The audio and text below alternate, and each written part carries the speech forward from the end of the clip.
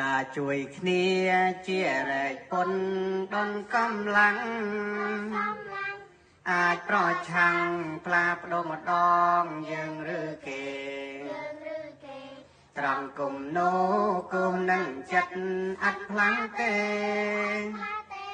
យើងឬគេលោតទៅដោយសំណាងសាងជួយខ្លួនឯងត្រូវប្រឹងប្រែងរៀនវិជ្ជា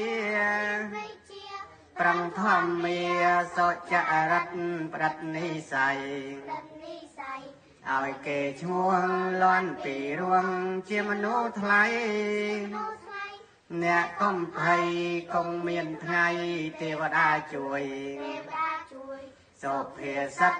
សង្ខិតថាខ្លួនពឹងខ្លួនពឹងគឺស្ងួនខំរករៀនព្រៀនខ្លួនមួយឲ្យបានបត់ជាប្រាកដអ្នកកុំព្រួយទេវតាជួយឲ្យជោគជ័យថ្លៃអាណត្តិ